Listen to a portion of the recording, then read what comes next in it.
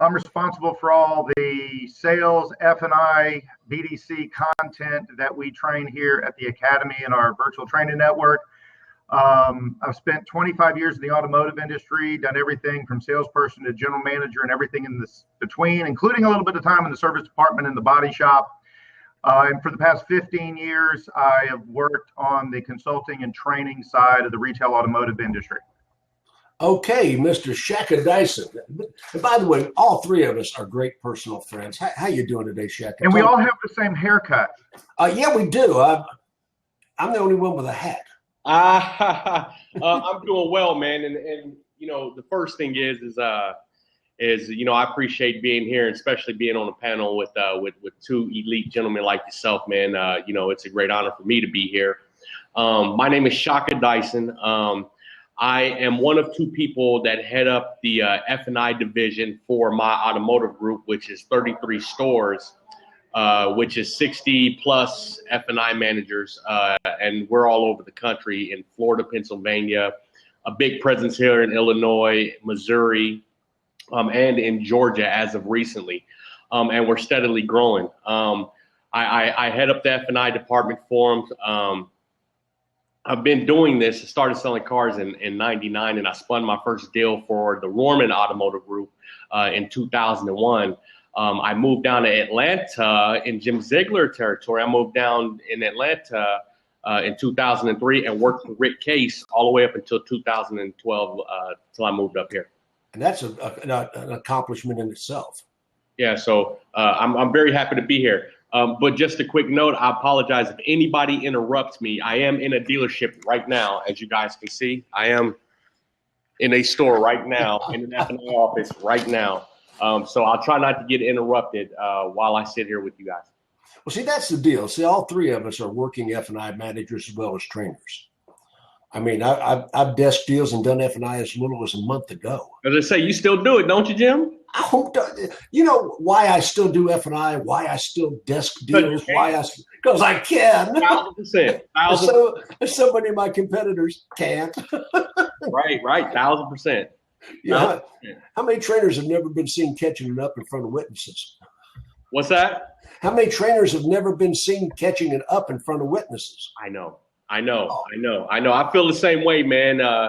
And so, you know, here's the thing, man. There's a great quote in the movie Wall Street Money Never Sleeps. It says, a fisherman always sees another fisherman from afar. So we recognize each other. You know, I look at Jim Ziegler and I recognize greatness. You know, I know of Tony D and I recognize greatness. And I'm sure amongst all three of us, we know of and heard of these people who, you know, are probably pretty great people, but, you know, they don't know what they don't know. So if they pretend, well, you know, you got to let them pretend, man. But people who they're pretending to recognize, you know, the people who can really get out there and lead and really have the ability. You know, I can't tell you how many times I have a resume. I interviewed somebody this morning who came in with the resume. I wish I had it in front of me. That had that Jim, they went to your F&I samurai seminar, I think 10 years ago, and they had that written on their resume. And I said, hey, you know, Jim's a good friend of mine, you know, and this is true story, you know, or I can't tell you how many times I talked to somebody in F&I, either in my F&I 20 group or here in Chicago, or no matter where I go, and they'll know Tony D, you know, and they know the great work that he does and that he's done for a long time.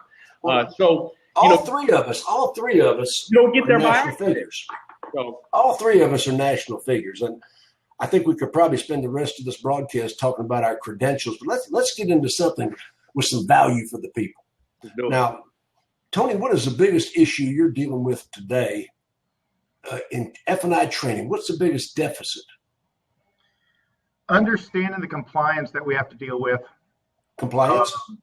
You know, the amount of compliance, and it just keeps getting piled on, and the deficit is not, we certainly have the federal and state compliance, and most people are pretty good on that. But now we're starting to have to really get into best practices to almost safeguard ourselves as an industry.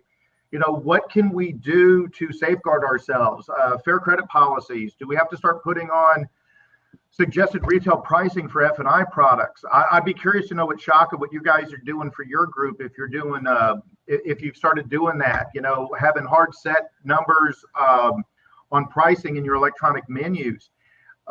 That's been a big deficit of people, or things that people don't necessarily know when they come into my F&I schools. Federal laws. That's been the law, Tony. That's been the law for 20 years. Right. Now, what's the only thing that's different is we're starting to enforce it. What we're dealing with is called deceptive trade practices. And deceptive trade practices are state to state, loosely defined.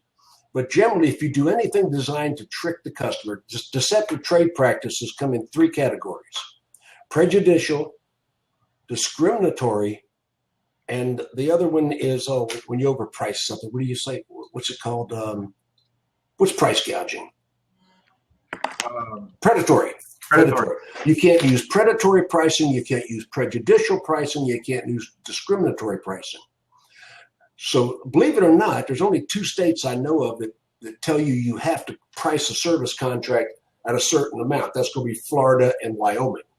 But you do have to have standardized pricing on your service contracts. Always have had. Now, the other 48 states are value option packages where whatever the customer will pay and the bank will finance is fair game on a service contract, for instance. But you've got to have the same starting price for all customers. You can negotiate down, but you cannot hit one customer because he's got bad credit or she has bad credit at $8,000 for a service contract and sell the same service contract to another customer, start the figure at $1,500. That is predatory pricing. And we still see that. I was in a dealer group recently doing an assessment of what they're doing in the business office, and it was all over the place. And come to find out, they were working off of a cost up, and it was all the I think I feel method, as in I think I can make 1,000 on this. I think I can make 500 on this. Well, now we got Shaka sitting there with 33 stores. I'll guarantee you they're all over the place. Well, how are you guys handling that, Shaka? Yeah, so the way that we do it, man, is you have to be as blanket as possible. So I have guidelines. I've got guidelines, and for all of my products. I mean, of course, we have probably half of our products down in Florida, half of our companies in Florida, and half the products that we sell in F&I are state regulated in Florida. State regulated. However, across the board, we have guidelines. We have what we like. A vehicle has an MSRP out here on the showroom floor. I've got MSRPs for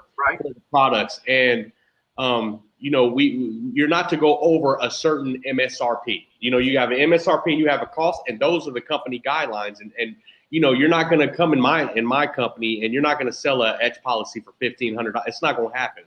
I have seen a $24,000 service contract. That's a rogue F&I guy, and we don't want those. Was it a Range Rover or a Jaguar? No, it was a Hummer H1, and the cost on it was $8,000. And GMAC. You're not gonna have a $24,000. Yeah, this was Ron Carter Hummer in a suburb of Houston, and here we got Ron Carter Hummer. And GMAC's guideline was you could mark up a service contract 300%.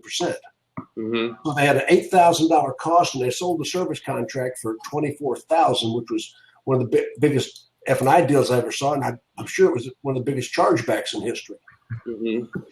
I'm sure, and those type of business practices. I'm glad you guys brought that up first, but those type of business practices are the biggest liabilities. Like what Tony said, those are the biggest liabilities that can face an F&I office, let alone the perception that it gives the F&I department about us being snake oil salesmen and not being ethical and things of that nature. So, right, because we've got consumers probably going to wander into this broadcast. I mean, nothing is secret, but understand we're going to have people that are not in the car business watching this broadcast.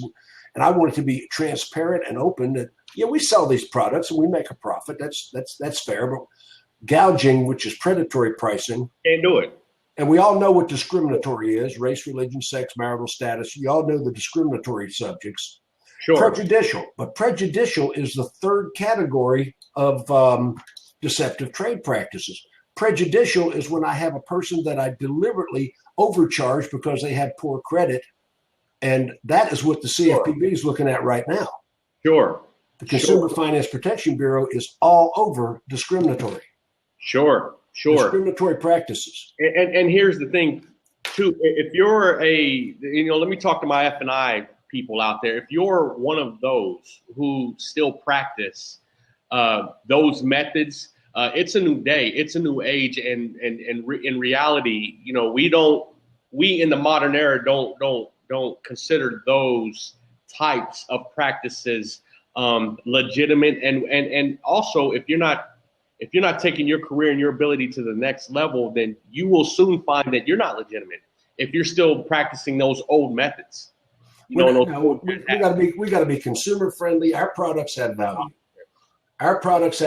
I believe in the value of the products. I buy service contracts on my own vehicles, and I believe in GAP. If you're in a GAP situation, GAP is probably the most valuable product we sell today. It actually has greater value for a consumer than a service contract. Payouts higher, and if you need it, it'll prevent a catastrophic disruption in your life. Sure. A service contract might cover $2,000, $3,000 engine repair, but a GAP claim is usually going to be north of $7,000. And something else, just very recently, my personal vehicle recently got totaled. And when I brought the vehicle to the body shop, or when the tow truck dropped it off, and the guy looked at me and he goes, "They're going to total the car. They're going to total the car." I said, No. I said, one, I don't want it totaled, but two, why are you saying that? And what I had a body shop manager tell me is that they're seeing a lot of vehicles, especially like Chrysler 300s, Malibus, Impalas, Chrysler 200, Ford F-150 pickup trucks, that the insurance companies are now totaling out with as low as $5,000 worth of damage, because the vehicles themselves are worth more in the sum of their parts than as a rolling vehicle, because the cost of products, or the cost of the repairs, or the cost of the electronics and all the different pieces are so high. The insurance companies are totaling out the vehicles, selling them at auction, making money on them. That's a GAP close, and there's a service contract close in there too. Yeah, because the insurance companies are doing what's best for them, for sure. So you're absolutely right. Well, I've got to tell you,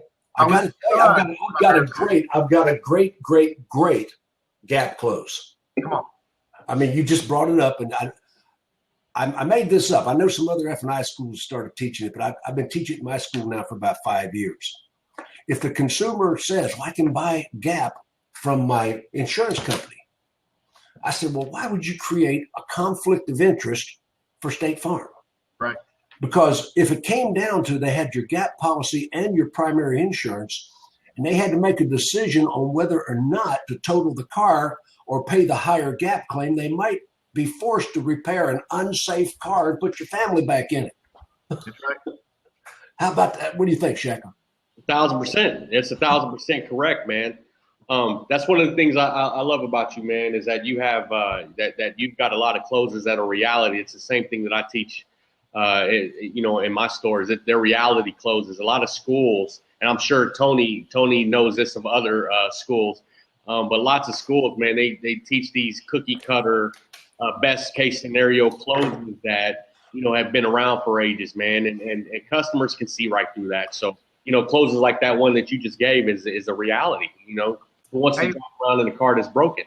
If we're going to bounce around some stuff, something I started toying with, it was actually at a dealership, and I wasn't taking the turn solo. I was there with a business manager, and the customer came in, and they were all about their credit, and they literally were taking that the credit.com attitude in the dealership. I got a 740 credit score, and I know this. Right. And they started going with that. And I said, "So obviously protecting your credit is really important to you, right?" And they said, "Yeah, right." So we kind of gathered some additional information. And then I kind of took over the menu presentation, and I slid into on GAP. I'm like, "Well, you earlier said that protecting your credit was so important. Not only will these other products protect your credit, but most importantly, the GAP's going to protect your credit." So it turned into, I don't really know, that's not really something I'll teach in a school, but that's a cool thing for an objection handling, or just another way to be able to present GAP in a positive manner when you get that I got a certain credit score and they think they deserve something. Right. They deserve GAAP. Sure, 1,000%, and that's reality too, because GAAP Right. does protect your credit. So that's a great point, Tony. That's 1,000%, man. So, that's obviously what separates you from a lot of people out there, man, for sure. You ready? Are you ready? I'd like to say hi to Sean McCool with ITAP, who just signed on. Sean's a good friend. Yeah, good guy. I was with him here about 2 weeks ago, and I'm doing my next F&I seminar in Indianapolis, and the ITAP menu guys are going to be helping me facilitate it. You know what's funny is Sean was my bank rep 12 years ago when I was F&I in Indianapolis. I've known Sean for 12 years. What's up, Sean? What's up, champion? I've known him for 12 years. Yeah, back in Indianapolis. Yeah, are you ready? Are you guys ready? I got a story. I got to tell you. Hey, okay, I was just last week. I was at Preston Superstore in Burton, Ohio. Yeah. Now that's Amish country. I mean, this is a little Mayberry-esque dealership, way 40 miles out of Cleveland, if you can picture. Yeah. Amish community. So I'm at Preston Superstore about 3 years ago. Now the F&I manager's name is Wally. And Wally goes through all this little pre-rehearsed, sound like cookie cutter you said earlier. He's got this pre-rehearsed stuff he learned in a school in South Florida. Yeah. So anyway, and the woman said, look, I don't want any of that. I don't need any of that. And I'm sitting behind him, and I'm trying to be a little inconspicuous, but I'm wearing a suit and a baseball hat, so she knows I'm a little different. Mm-hmm. And I said, man, let me ask you a question. This is one of my best closes, one of the best ones. You ready? You ready? Mm-hmm. I said, ma'am, let me ask you a question. I can see you don't need the environmental package, your car's garage, but do you have $25 in your purse right now? And she said, well, certainly. I said, 3 days from now, I'll bet you won't know what happened to that $25. That's insignificant money. You probably give it to your grandkids to put in a video machine at Chuck E. Cheese's. Yeah. What, you gonna fly there, son? I said, that's insignificant money. You're gonna give that money to your kids to put in a video machine at Chuck E. Cheese's. Now, do you have $7,500 in fluid cash laying around? She said, no, I don't. I said, I know you don't, because you had trouble with the down payment. I said, so in other words, if you had a $7,500 gap claim, and that's about the average of what we're seeing, it would be a disruption and a catastrophe in your life. She said, yeah, you have to sell something or borrow something. I said, and here's the word track, as opposed to a small, known, manageable amount that you can handle, much less than $25. Mm-hmm. And it's small, it's known, and it's insignificant money, the kind of money you give your kids to put in the video machines at Chuck E. Cheese's. But $7,500 would certainly disrupt and be a catastrophe in your life. She said, yes. And her husband said something. I said, I think we ought to take that.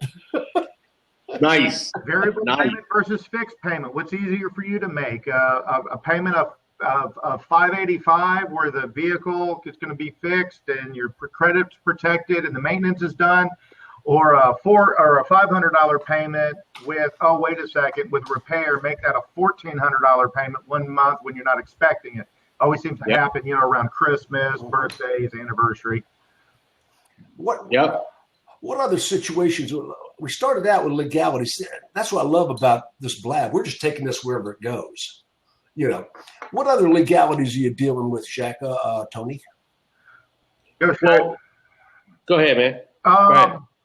A lot of seeing a lot of confusion in some of the languages. You were talking like the CFPB. We're at a point now that we don't necessarily know who's sitting in our office. One of the questions I ask my F&I students, how many of you have a camera with you? Who has a video camera? Everybody's got one of these.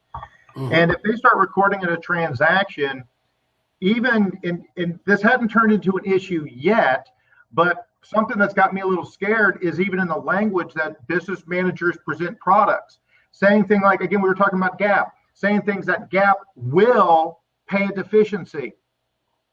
GAAP may cover a deficiency. And we almost have to start almost concerning ourselves with these absolutes in the wording that we're using when even disclosing the products. Because again, I had somebody probably 3 weeks ago tell me that the customer came in with their phone, put it up on one of those not like I say a selfie stick, but this little stand that said, I'm going to record the transaction, hit play or hit record, and recorded the entire F&I transaction. Business manager called me instantly when they were done. I was like, how'd you do? They said, I wanted to watch it, but we're starting to get this. And what are they going to do? They're going to take this and send it to Fox on Your Side or 60 Minutes or Dateline. I'd love for these people to come in here and listen to us be transparent and how to do it good, ethical. But something that has me a little bit concerned is in some of the specific wording of how business managers are describing the products and not intentionally or with no malice overstating what sometimes the products may or may not do. Shaka, you got a deal? Come on, let's work a deal, man. Let's work a deal live. You take a video turn. No. Yeah. Okay. Well, anyway, one of the biggest illegalities I'm seeing in dealerships today is power booking. Oh. And power booking for those that aren't onto it is misrepresenting the price of the car, misrepresenting the equipment on the car, misrepresenting the trade-in, or misrepresenting the customer's income to the financial institution. Now, used to be if the bank caught you power booking, they just basically told the dealer you paid the car off and they slapped you on the wrist. But today, as of 2012, the federal government says if that bank is a federally insured institution, the bank must turn you into the F&I as a criminal. Must. Wasn't there something in I'm about to get Georgia there. about this recently? No, it was in Alabama. It was in Alabama. Okay. It was Sarah Nissan. And long story short, I was consulting Sarah Nissan before this happened, and the manager stonewalled me and sort of ran me out of there. And I didn't know why, because I was looking at everything. And two managers went to prison in that dealership, and the dealer partner went to prison for another matter. I mean, power booking almost runs into the same thing that was happening in the real estate market back in 05, 6, 7, 8. That destroyed the real estate market, where they were overinflating the value of the houses and doing the I was going to say reinsurance, but doing the refis. Oh man, when they started putting F&I managers in jail, I personally don't want to be the bride of Big Bubba. Yeah. No, that's something that's been rampant for years and years and years now. I mean, I think both of you guys probably remember Denny Hecker up in Minnesota.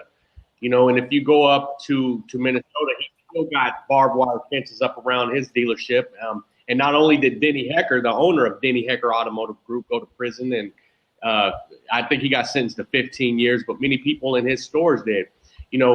Compliance has got to be the priority. But here's the good news is that not only do we have 80 million millennials coming into the buying market, but more and more people that I'm interviewing every day for an F&I position fall into that category as well. And that's what I love, because outside of compliance being a major issue nowadays for the F&I department, another one that I face specifically because I do so much interviewing for my group is the been in the business mentality. Everybody's been in the business for 25 or 30 years, and they keep the same mentality throughout the entire length of time of their career. And I often tell people, these people, these new millennials don't care how you did it back in 92. They don't care how things were done in 89. This is 2015, where everything is transparent now, that they can walk in here with their cell phones and their iPads, and they can tell you exactly what you're going to do before you do it. They're the ones that sat in an F&I office the last 3 times that their parents were delivered by a finance manager. So they already know. So the been in the business mentality of not being transparent, the been in the business mentality of not fully disclosing, of having guidelines. There is a right way and a complete wrong way to do F&I. And here's the great news. They're both equally as profitable. You don't have to lie, so there's no reason sneak, to not deceive, or misrepresent to do our business. And we're great examples of that. If I think somebody's a criminal, I'll run them out of the car business. I personally will persecute them. Yep. Now, are you seeing, and again, we may all have different opinions on this, but do you see when dealerships, and let's just stick with F&I, when they're doing something illegal, do do you see more people doing it maliciously, doing it intentionally, or are they just doing it because they don't know any better? Because that's just what they learned from their previous manager. Tony, both.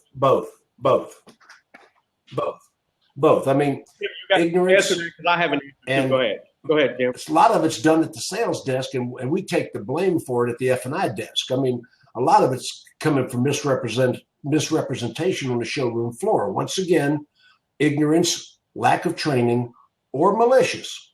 Now, if somebody's maliciously abusing a customer, maliciously lying to a customer, I mean, I have no second chance on that. I will fire them with a bad reference. If I can find out they're getting a job, I'll make a phone call. You ever see somebody on a street corner on an exit ramp with a cardboard sign?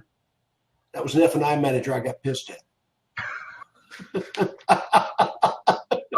Hey, by the way, for all of our viewers, if you look over on the right-hand side, you'll see the tweets going on. If you have a question, put in a / and a Q. It'll flag it as a question, and you can ask a question to the group. We'll be more than happy to answer any questions that you may have. We're doing F&I stuff, but I think if it's automotive related, I think we'll certainly try to handle it, especially from the F&I perspective. And we got experts in the audience. Hey, Cribs, are you there? Just hit the send message.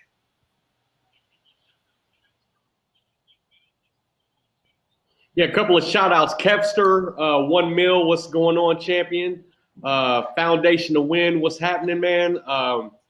Sean McCool, you always love what's going on. Big ITAP, big dog. Ed Brooks, I see you on here. But Tony, to give my perspective too, man, in the question you just asked, I'm like Jim. I see a mixture of both, but I probably see more. I see it more happening. More on the malicious side than the ignorance or naive side. I think that there's enough forums to educate people on the compliant aspect and doing it the right way and taking the right approach. I think that there's enough resources out there that and education out there that a person can educate themselves. I mean, that's a big portion of these schools nowadays, and the school that they go to at your school, I'm sure that's a big portion of it. But when they do it, typically it's because, well, this is the way I've always done it, or they do it and they do it because they can get away with it or until they get caught. So, however, the great news is that leaders in this business and new F&I managers in this business and people who are taking charge in this business are changing the dynamic and the perception of F&I. And the only thing that will be the same in F&I from the F&I today, from F&I 10 years ago, will be the title F&I. That'll be it. Cribs, wrong Everything haircut, else buddy. will change about this business. Hey, how are you, Shaka? David Nice to Cribs, see ya. what's up, big dog? Tony, just spent some Good, time a couple days ago with Matt over here at the office. Good to see him too. Yeah, very cool. Glad he was able to come over and say hey to you guys. Yeah, it was good interaction. You guys are doing a great job. I love the conversation that you guys are having. You guys are all pros. Now, by the way, David is with Auto Dealer Live, and he's also one of the fantastic sales management trainer, and also a good friend. Glad you're here, man. Thank you so much, Jim. Thank you. Humbled.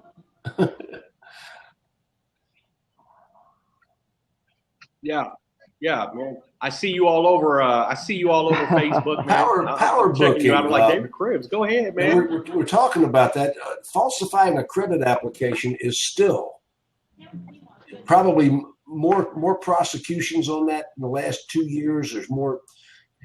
If I'm an F&I manager and I'm going to be holding the bag on Criminal. what I submit to the banks, I was in Wisconsin and I was in a dealership not long ago that has a lot of stores out of Milwaukee, and one of the sales managers was putting a deal in Dealer Track, and I watched him moonroof wheels. I mean, he was loading this vehicle up with stuff it didn't have, and I told the dealer about it, and the dealer fired somebody.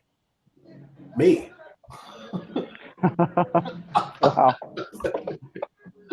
Hey, I Yep. see a question here. I think it'd be kind of cool to kind of get some opinions on, and I Ooh. certainly have one. It says, because of the lack of trust of some consumers, have you seen a dramatic increase in buyers with pre-approved loans? In the stores that I work with and the business managers that I see here at the Academy, we are overall seeing a higher increase, yes, of people walking in with pre-approved loans. However, in my opinion, it's not because of a lack of trust of the dealership and the business manager. It's because the customer wants to know all the information before they walk into the store. They've already figured out how much the car should cost them. They've already figured out what the trade should run them. They already know the equipment they want on the vehicle because they walk in and ask for a specific stock number. The one missing piece so many customers have in the purchase of their vehicle is the interest rate. Once they know the rate, they can calculate out the payment. They like to do that at home. The dealership's not willing to give it to them.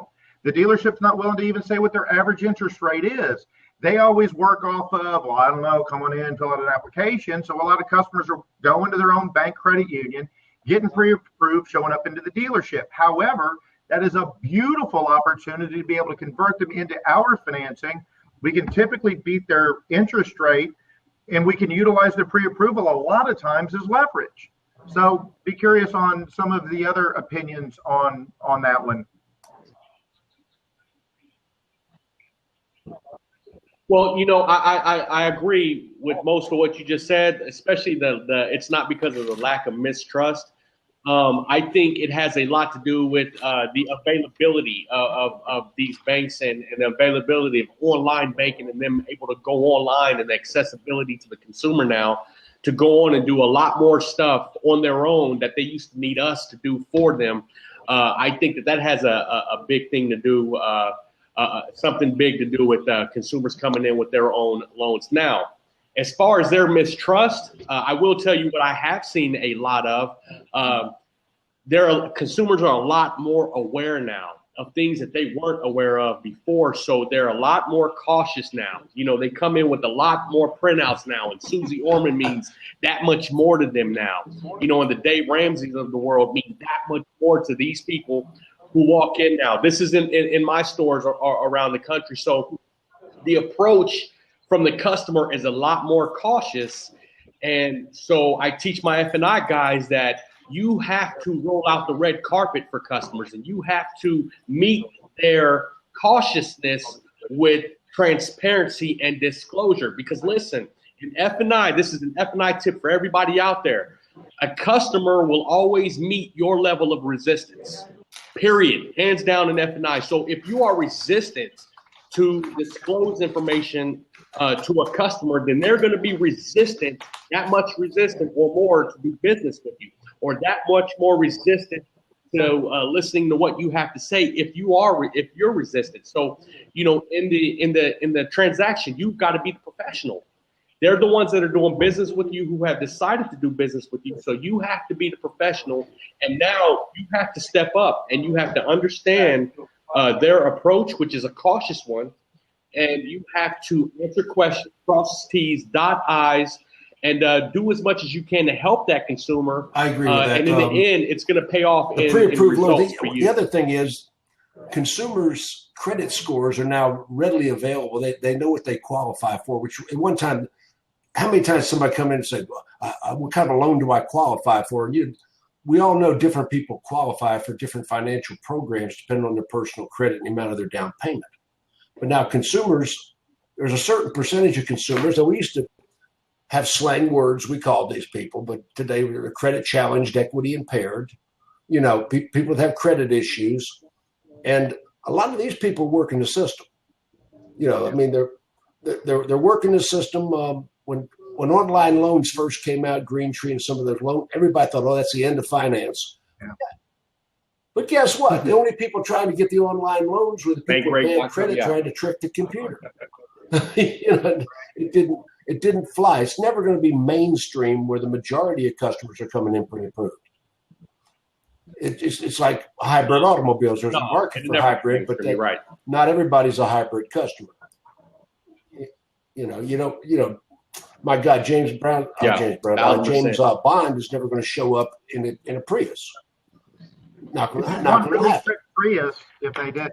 Hey, I got a question for Dave. I was not able to attend Digital Dealer last week, and I know you guys are doing a lot of cool stuff out there. Was there any F&I talk out at DD? There's a lot of other things that go on, but looking at the agenda, I didn't see a lot of F&I really even addressed. Yeah, I didn't see any whatsoever, Tony. Not to say that there wasn't some talk of F&I there, but I didn't see any as a part of what I took part in. I would like to share. There's a few things that I heard here today that I think are really important. One was I think Shaka was just talking about the fact that in the finance office that we need to be a little more informational, a little more transparent, a little more clear. Maybe articulate with the customer so that they can really understand and clarify, because the business office is arguably the place of more caution now than even the sales floor, because people understand a little bit more, just enough to be dangerous. Sure. In the finance office. So I think that's really important. Something that you hit on as well, Tony, with the pre-approvals and converting the customer with rate. I think something that might be beneficial there is more emphasis on finance interaction with the desk. I think that too often we see separate departments here, and this needs to be. Thank you guys. This needs to be a match made in heaven. I mean, we can benefit them, they can benefit us, and we can keep ourselves from not being liable. I believe that in the next 10 years, all sales will be completely menu driven, all sales. I agree. And I believe it'll come from the sales desk, and the F&I transaction and the sales transaction will be one transaction. And F&I managers are more likely to inherit the industry because 90 percentages of deals are based on the payment and the finance, not on the price of the car. Yep. People are buying a car based on the finance. And who's best prepared to inherit the industry, the F&I managers or the sales managers? No. Yeah, and you got the sales managers. Most sales managers learn their job by watching somebody get fired. There's very few sales manager schools. I teach one of the very few out there that sales manager schools. There's dozens of F&I schools. We have more skills, more schools, more specialized training than anybody in the dealership, except technicians that turn the wrenches. I mean, we are the most highly trained people in the dealership other than technicians. So we are going to inherit the industry. Hey, let me add on to a great point that David made about bridging that gap from the desk to F&I. In adding to that point, for all F&I departments and all F&I managers out there, don't wait for the desk to reach out.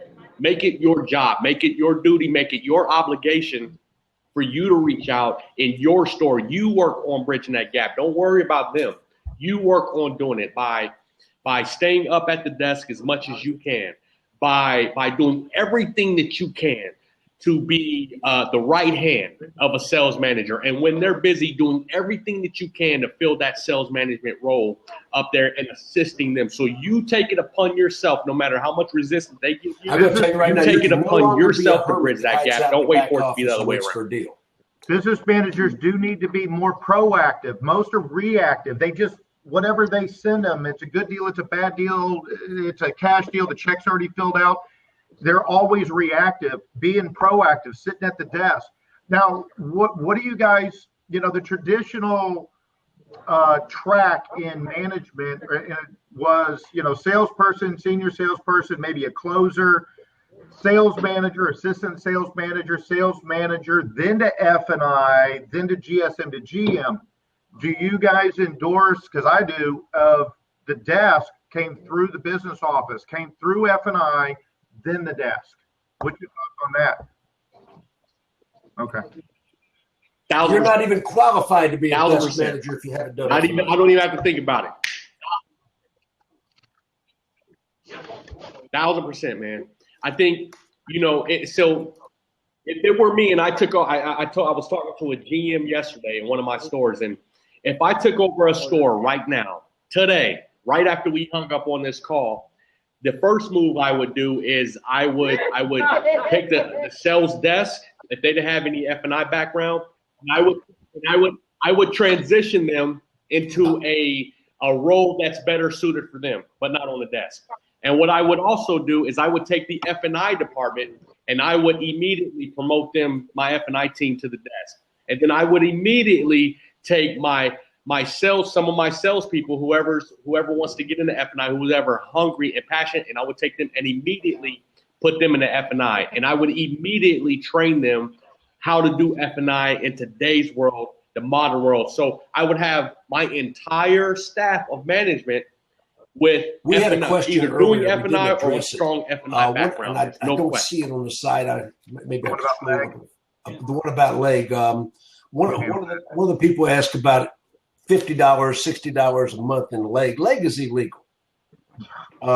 Let's just put it where it is. I mean, we've talked about it, and back in the day, and I've been in the business since 1976. I've got underwear older than everybody else in this broadcast. You original gangster, man.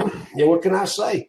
But, and I've seen all the changes. I've moved and I've evolved with the changes. And, my good friend Jackie Cooper passed away. And one thing, when Jackie Cooper passed away, he never rewrote the book.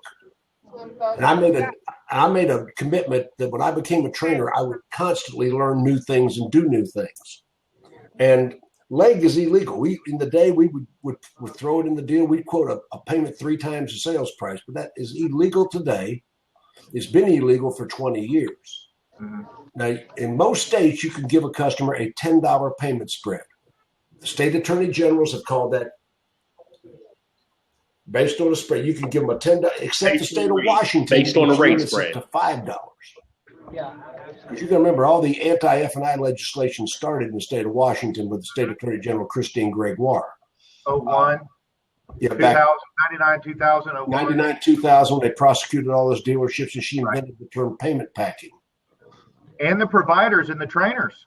Oh, yeah, and that when they started putting F&I trainers in jail, I started paying attention. Yes. Yeah, that's when I really started saying, I better rethink all this. Yeah, make sense. And, at that point, you could do a $10 spread. And I want a $10 spread coming off the sales desk. Your monthly investment is going to be 60 equal distinct payments, somewhere between $511 and $521, depending on your personal credit. That's the word track. Depending on your down payment, your personal credit, your monthly investment is going to be 60 equal distinct payments, $561 to $571, depending on your personal credit.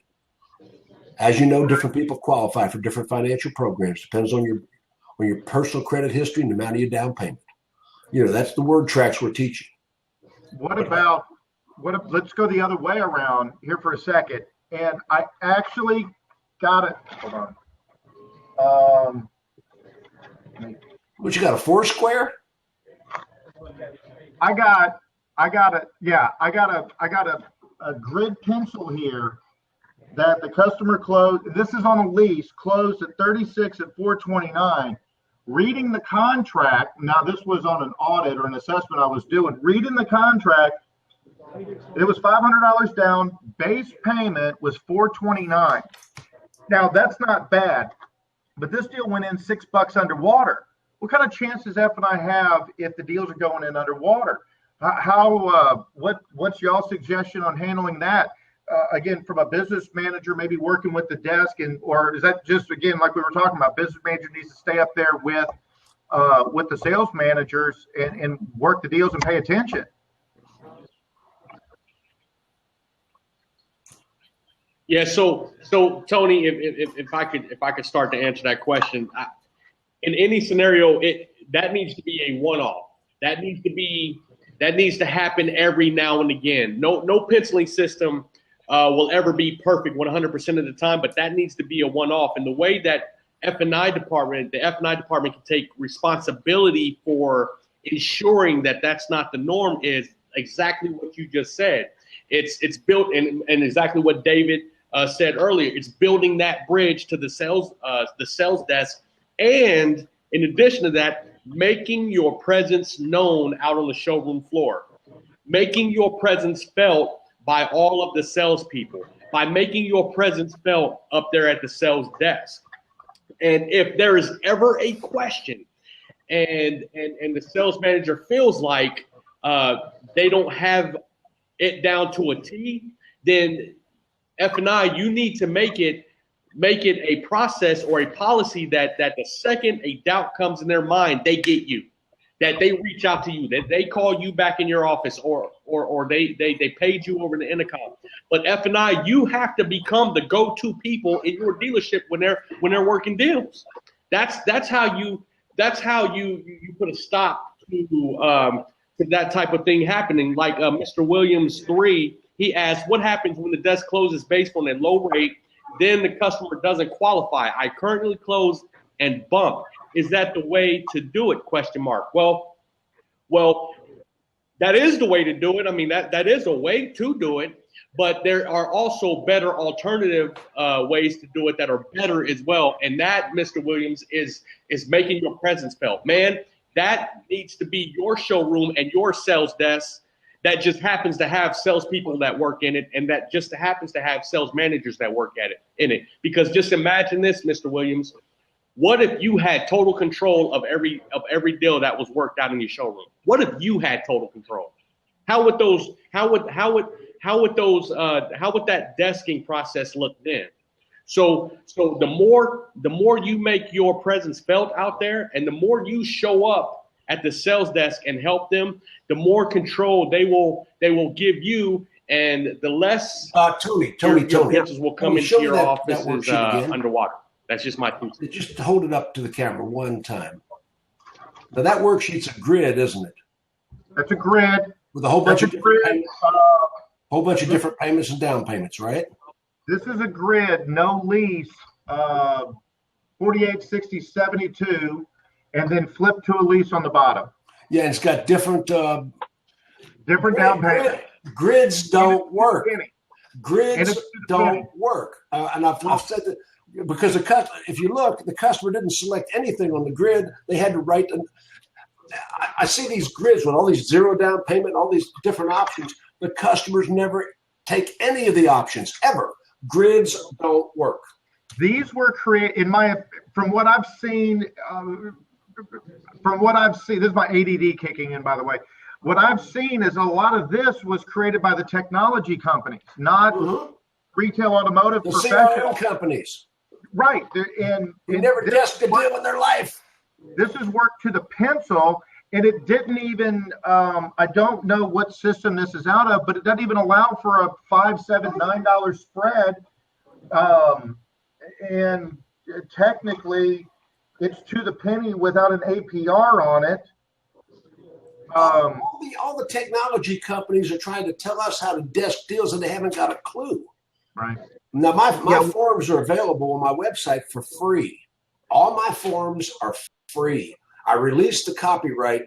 I used to sell $30,000 a month in forms. But now with CRMs, I just said, heck with it. I released the copyright. You go to Alpha Dawg blog, and you can download all my forms. DAWG, Alpha Dawg blog. And you can download my forms for free. I don't charge anything. And I've got the scripted worksheet with the right figures and total legal compliance. Now, I know, Dave, you do a lot of desking, sales management work. Come on, what you got here, dude? Well, I hate all that grid stuff. First of all, look, what that's going to do is it's going to take the customer's going to see that it's too much to process for the customer. It's too much to figure out. They're probably thinking we're going to take them a different direction. And what it forces the customer to do is go back to where they ideally would like to be. And we know that's going to be low, right? So I don't like that at all. And another thing, just we talked about bridging the gap, and we talked about the finance manager getting involved early. Look, if I'm a finance manager, from a selfish standpoint, I want to be involved early, right? It's just like the success that we're seeing with the reverse TO, a manager getting involved early. I want to begin to set the stage. I don't want the customer ideally, I don't want the customer to meet me for the first time when they're being introduced at my office, if I can help that. And going back to being out there on the floor, when you're out there on the floor and you're proactive in going in on a deal, you're going to become the desk manager's best friend, because now he's got another experienced closer, and he's got someone now that is coming out of the F&I office, that if they're talking to the customer and setting up the customer, the desk manager can't be blamed for what goes wrong in the finance office at that point. So it can be a very mutually beneficial relationship. I think we need to see more of it.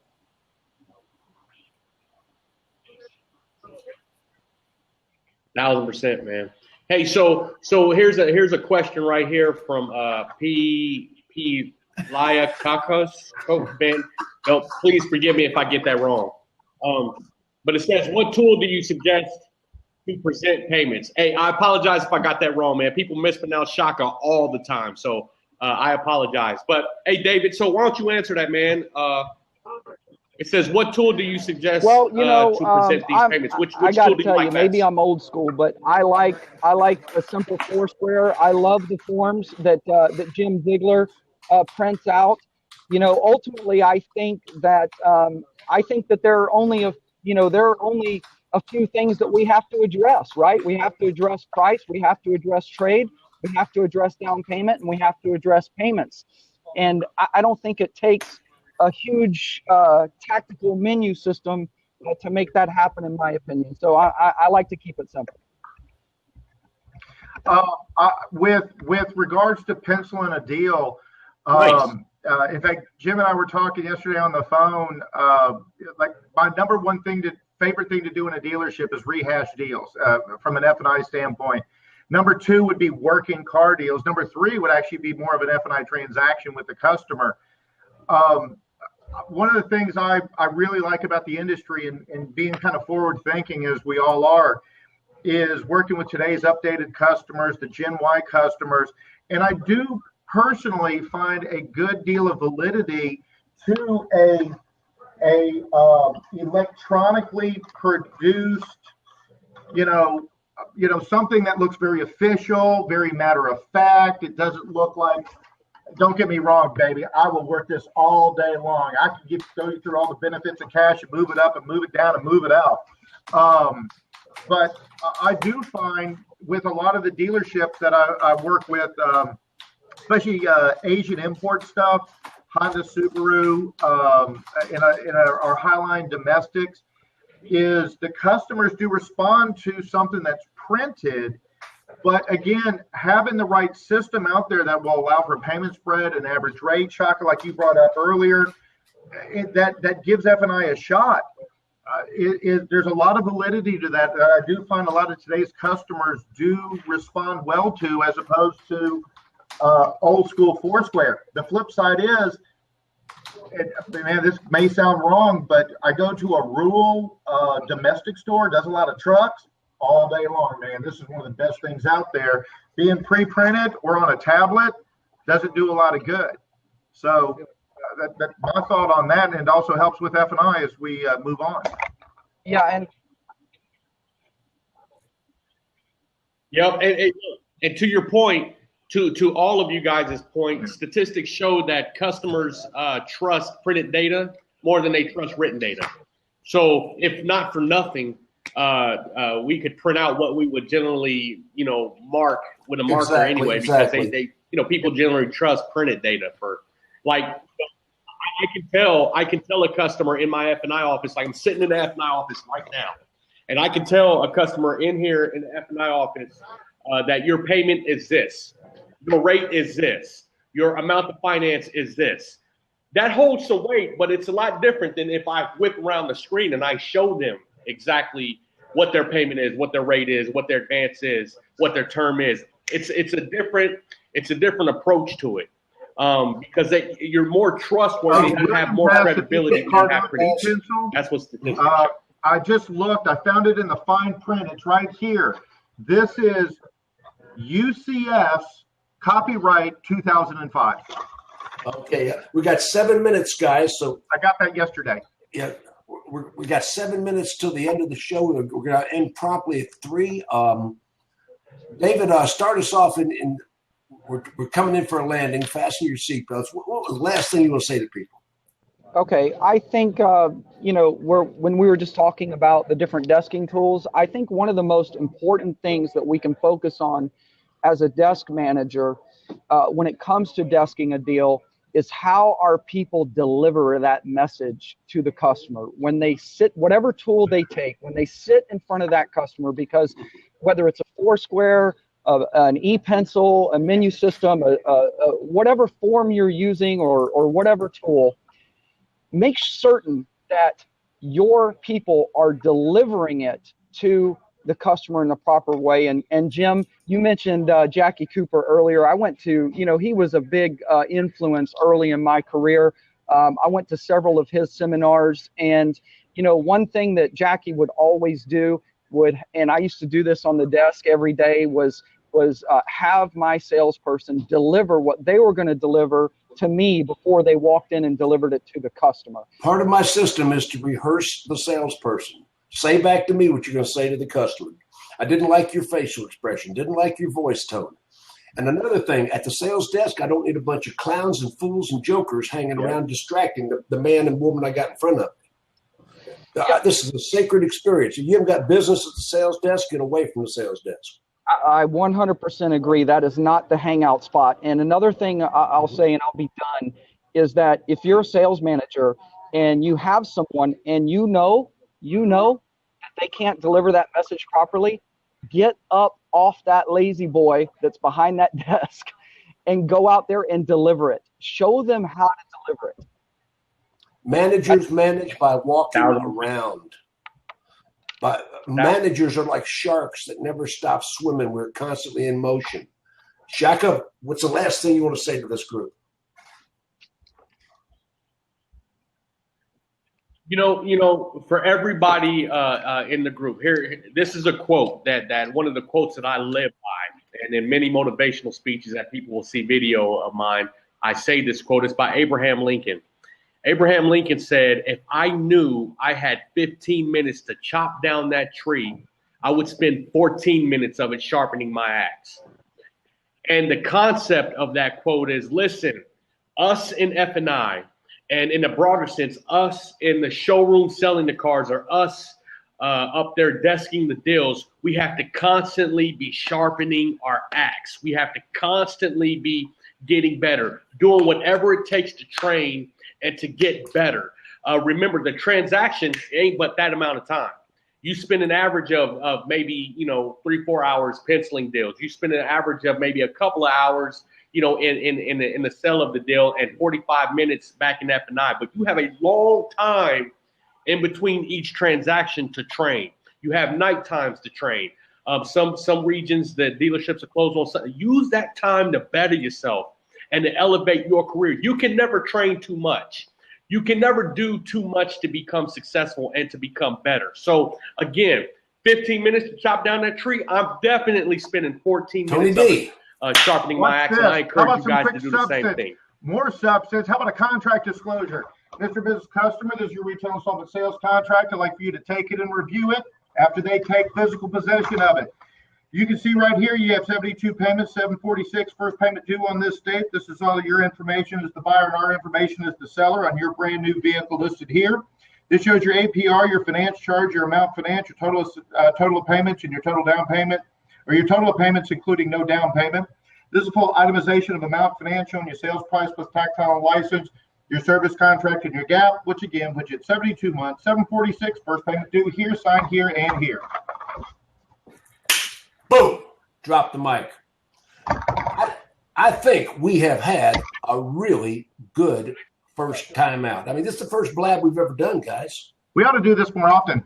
We're going to do it more often. I mean, I am going to be scheduling Blabs a lot.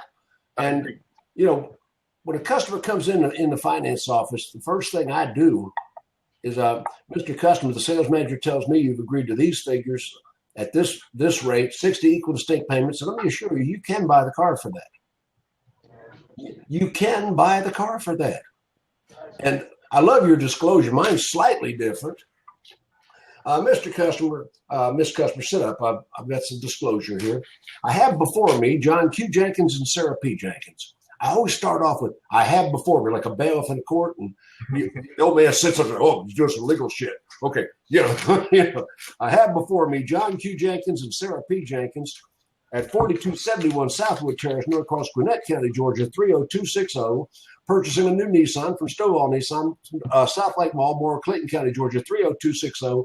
A new 2018 Nissan Maxima 4-door, bearing this 17-digit serial number for your personal use. You may not use this vehicle for agriculture. I have not checked off agriculture. If you're caught farming in your Maxima, we will repossess it. Now, you got 60 equal distinct payments of $683.19 beginning on this date. And as we discussed previously, that includes enrollment in the 6-year, 100,000-mile parts and labor program and your gap protection and your environmental package, Iowa blend. I'm going to need your signature in several places. And notice, as we discussed previously, that does include enrollment in the 6-year one. See, especially in Florida. Now, Shaka, you got a lot of stores in Florida, right? You've got more. You got a bunch of first-time buyers, but you've probably got more last-time buyers in Florida. Older people, older people don't buy contracts. I got a mix, but they love to enroll in programs.